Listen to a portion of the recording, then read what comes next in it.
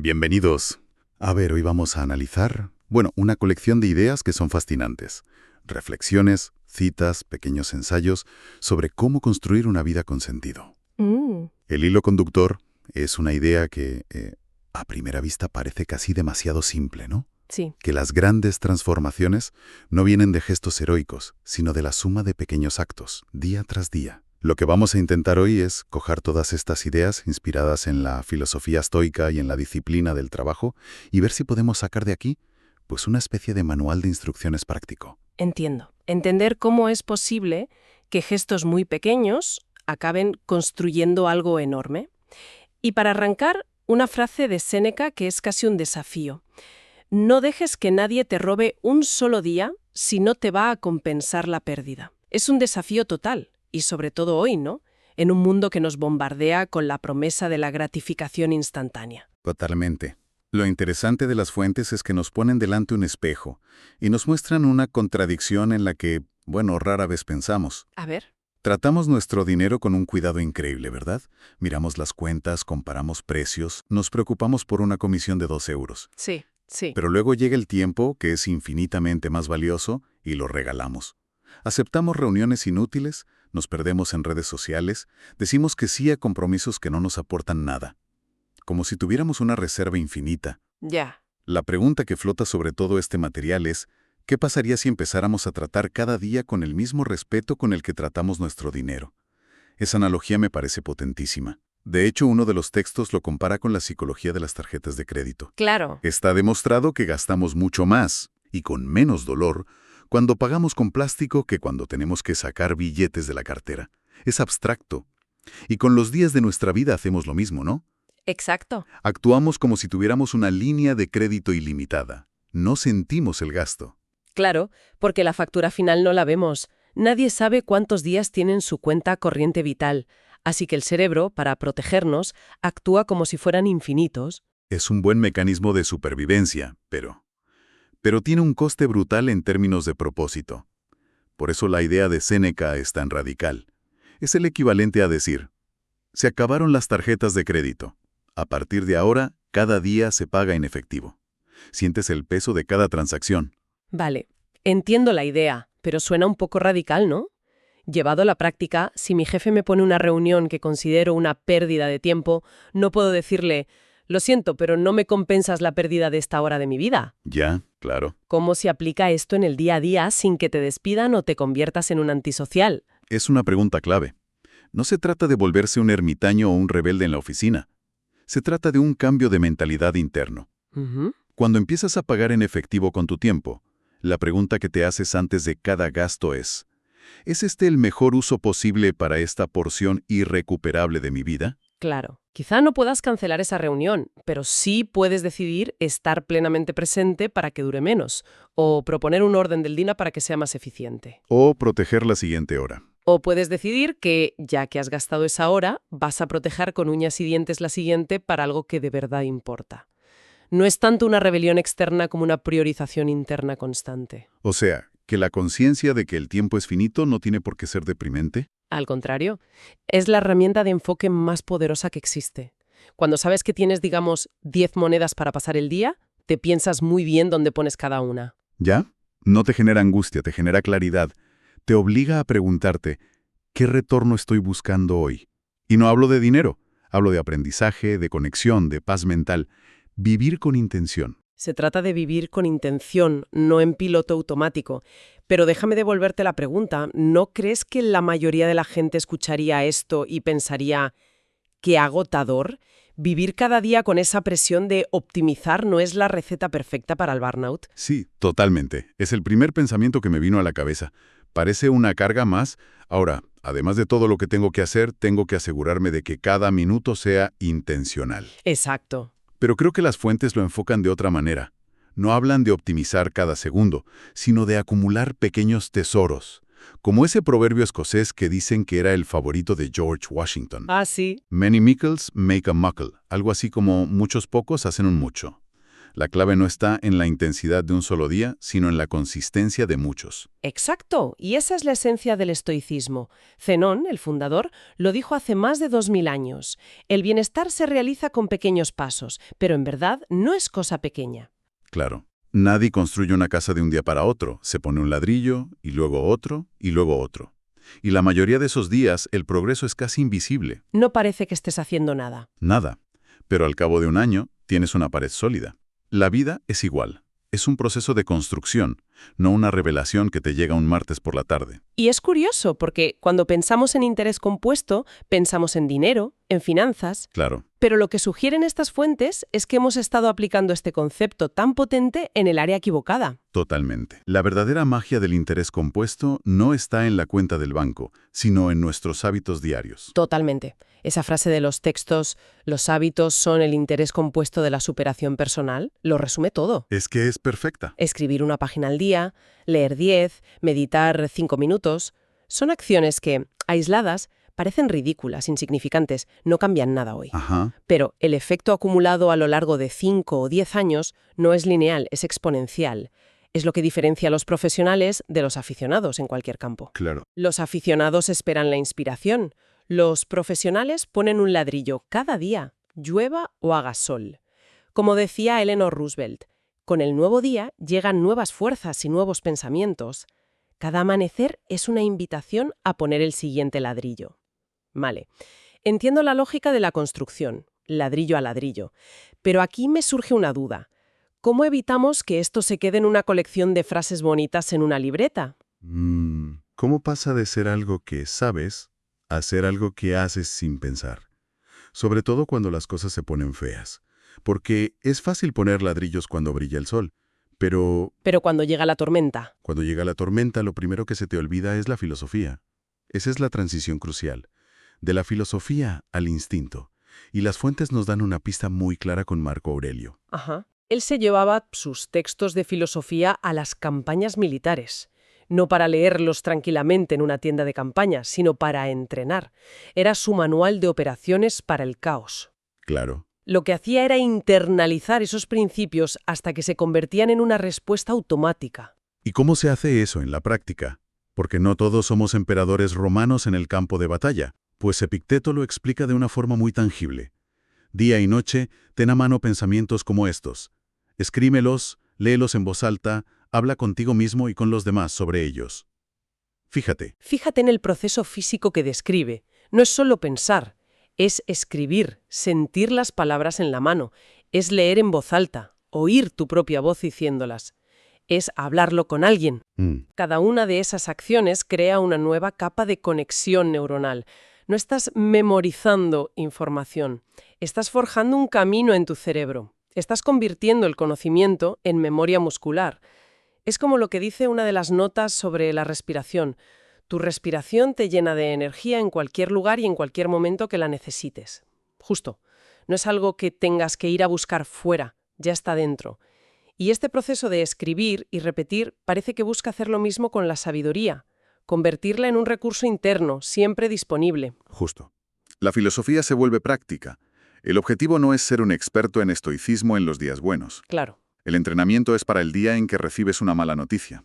El día que un proyecto fracasa, o incluso el día en que tienes un éxito tan grande que podría hacerte perder el norte. Ya. En esos momentos de máxima presión o euforia, no hay tiempo para consultar un libro. Actúas desde el instinto. Y el objetivo de toda esta práctica es que tu instinto esté alineado con tus principios. Que, como dicen las fuentes, las palabras se conviertan en obras. Llegamos a un punto que para mí es el más difícil de todos. Hemos hablado de ideas, de hábitos, pero todo eso se cae si falta el motor. Y en las fuentes hay un consejo de una simpleza que casi ofende, del director Ernie Pintoff al escritor Steven Pressfield. No le dijo nada inspirador ni le dio una fórmula mágica. Simplemente le dijo, sigue trabajando. Y el principio choca. ¿Eso es todo? Es que eso es todo.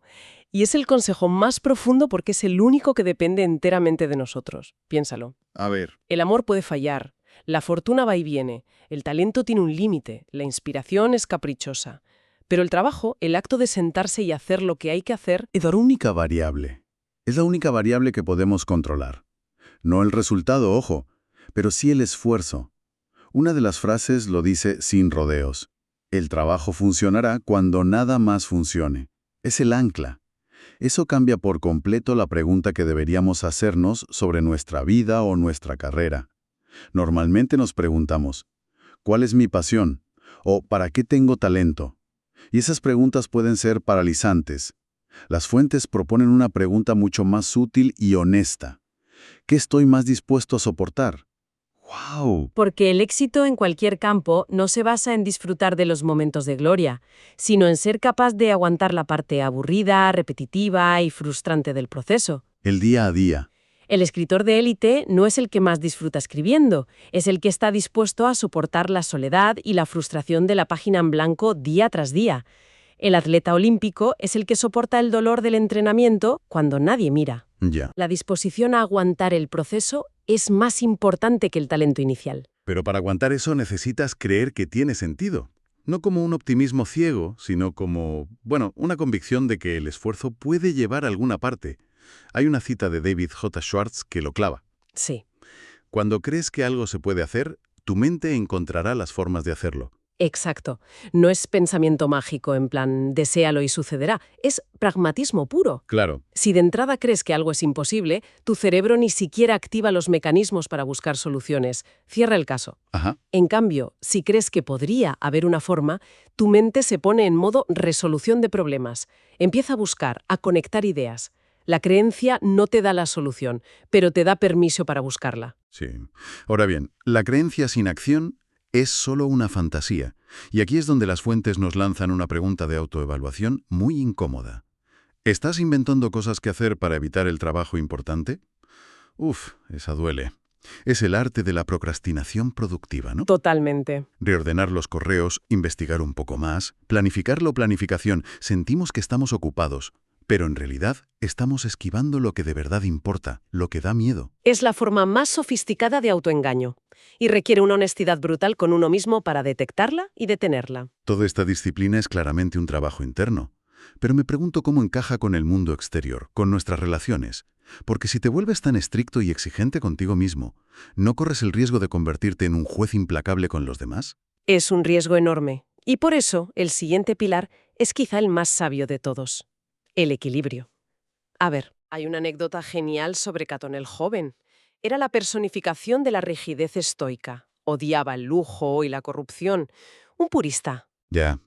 Sin embargo, quería con locura a su hermano, que era todo lo contrario. Le encantaban los placeres, no compartía sus estándares, y Catón lo aceptaba sin juzgarlo. Pero a ver, eso suena a hipocresía. ¿Cómo puedes ser tan inflexible contigo y tan tolerante con los demás? No es hipocresía, fíjate, es la máxima expresión de la sabiduría estoica. Diferenciar lo que puedes controlar de lo que no. Claro, tu propio comportamiento está bajo tu control, el de los demás no. Marco Aurelio lo convirtió en su regla de oro. Sé estricto contigo mismo, tolerante con los demás. Es un principio muy elegante. Es una elegancia increíble. Puedes aspirar a la excelencia personal sin imponer tus estándares a nadie. De hecho, una de las citas lo dice claro. Si te comparas continuamente con los demás, te vuelves amargado. Pero si compites continuamente contigo mismo, te vuelves mejor. La única competición válida es contra quien eras ayer. Exacto. Y esa tolerancia nace de la humildad. Hay otra frase en las notas que me fascina. Cuanto más inteligente te vuelves, menos hablas. ¿Mm? No se refiere a la inteligencia de acumular datos, sino a la sabiduría de entender lo poco que sabes. Cuando eres joven e inexperto, tienes la necesidad de demostrarlo todo. Ya. A medida que aprendes, te das cuenta de la inmensidad del océano de la ignorancia y te vueltas más cauto, más humilde. Hablas menos porque escuchas más. Y, paradójicamente, esa humildad, esa tolerancia, no es debilidad. De hecho, hay una cita de Han Sujin que dice: «No hay nada más fuerte en el mundo que la dulzura». Me encanta esa idea. Me parece una idea muy antiintuitiva en un mundo que asocia la fuerza con la dureza y la agresividad. Es que la verdadera fuerza no es la rigidez de un muro de hormigón que se agrieta ante una presión suficiente. Es la flexibilidad del bambú, que se dobla con el viento pero nunca se rompe. Claro, la dulzura y la empatía no son blandas, son increíblemente resilientes. Y la fuente última de esa empatía es el reconocimiento de una verdad universal. Roseanne Cash lo expresó de una forma demoledora y preciosa. La pérdida es el gran unificador, el terrible club al que todos pertenecemos. Uf, Todos, sin excepción, sabemos lo que es el dolor. Recordar eso, recordar que la persona que tienes delante está librando sus propias batallas, hace muy difícil juzgar con dureza. vivir con todos estos principios, el valor del tiempo, la disciplina, la tolerancia, requiere una alineación interna muy fuerte. Integridad. Y para esto, las fuentes proponen una prueba casi infantil de tan simple que es. Si tienes que hacerlo a escondidas, mentir para encubrirlo o borrarlo para evitar que lo vean, probablemente no deberías estar haciéndolo. Es una prueba brillante. No se basa en un código moral externo o en lo que piensen los demás. Es puramente pragmática. Ya. La energía que gastas en ocultar, en mantener una fachada, en recordar qué mentira le dijiste a quién, es una fuga de energía masiva. Es energía que no estás usando para construir, para crear, para vivir. Claro. Una vida íntegra no significa ser perfecto. Significa que tus acciones y tus valores están alineados. No hay fricción interna. Y esa falta de fricción genera un impulso tremendo. Esa idea de la alineación me conecta con la cita de Oscar Wilde. Vivir es lo más raro del mundo. La mayoría de la gente existe, eso es todo. Quizá la diferencia entre existir y vivir es esa. Puede ser. Existir es ir en piloto automático, con esas fugas de energía, con esa fricción. Vivir es estar presente y entero en lo que haces porque no hay una parte de ti escondiendo algo. Y aquí llega la gran paradoja. Después de todo este camino de disciplina, de trabajo, de autoexigencia, el destino final no es la rigidez, sino la libertad, el permiso para vivir. Hay un mensaje final en las notas atribuido a un ángel que es increíblemente emotivo. Dice, vive y ríe de nuevo, disfruta, sé libre. Entonces sé que cada aliento que tomas lo estás tomando por mí. ¡Wow! A menudo, cuando perdemos a alguien, sentimos culpa por seguir viviendo, por reír. Este mensaje lo invierte. Nos dice que la mejor manera de honrar a los que no están es vivir plenamente. Nuestra vitalidad es su legado. Claro. Y lo que hemos visto hoy es que esa libertad para disfrutar de verdad no nace del caos ni de la imprudencia, sino que es el fruto de una vida construida con disciplina e integridad. Ha sido un viaje increíble. Empezamos viendo el tiempo como si fuera dinero en efectivo, para sentir su peso. Luego descubrimos el poder de los pequeños ladrillos diarios, del interés compuesto de los hábitos. Ajá. Vimos cómo internalizar esas ideas hasta que se convierten en instinto, y cómo anclarnos en la disciplina del sigue trabajando cuando todo lo demás falla. Y finalmente, encontramos el equilibrio entre ser exigentes con nosotros mismos y compasivos con el resto del mundo. La conclusión parece clara. La vida que terminamos teniendo no es la que soñamos, sino la que construimos con los actos que repetimos, día tras día. Para terminar, me gustaría dejar una última idea en el aire, que vuelve a un proverbio navajo que aparece en las fuentes. Está mal tener más de lo que necesitas. Significa que no estás cuidando de tu gente. Ya. Solemos pensar en esto en términos de dinero o posesiones, pero si aplicamos toda la lógica de nuestra conversación, la pregunta se vuelve mucho más profunda y personal. No se trata solo de bienes materiales. ¿Qué potencial, qué esfuerzo, qué trabajo significativo estamos acaparando al no darlo? ¿De qué manera el no hacer nuestro trabajo, el evitar ese esfuerzo importante que solo nosotros podemos hacer, es una forma de no cuidar de nuestra gente, de no aportar al mundo lo que vinimos a aportar?